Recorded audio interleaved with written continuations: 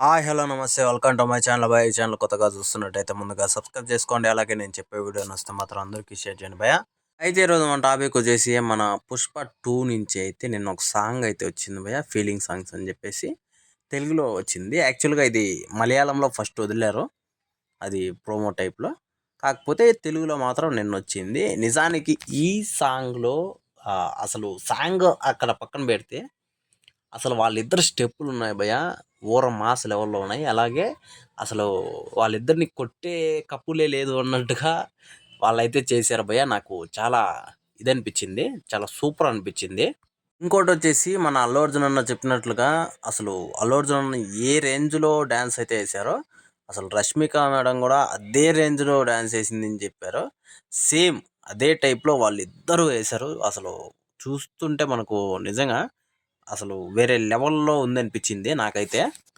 కాకపోతే ఇంకో పక్క ఈ సాంగ్ని ట్రోల్ చేసినట్టుగా నాకు తెలిసినంత వరకు ఇంతవరకు ఏ సాంగ్ని ట్రోల్ చేయలేదు భయ్య. ఆ రేంజ్లో అయితే ట్రోల్ చేస్తున్నారు. ఎందుకు అంటే ఒక్కటే కారణము, కొంతమంది ఇది అంటే కొంతమంది చేస్తున్నది మనందరికీ తెలిసిన విషయమే. అయితే మ్యాటర్ ఏంది అంటే సాంగ్ కూడా అంటే ఒకటి 'ఆవేశం' సినిమాలో ఉన్న కాపీ టోన్ మాదిరి ఉంది అని చెప్పేసి అదొక టైప్లో అయితే వీళ్ళిద్దరు డాన్స్ని ట్రోల్ చేసేవాళ్ళు ఇంకొందరు. అసలు మామూలుగా ట్రోల్ చేయట్లేదు భయ్.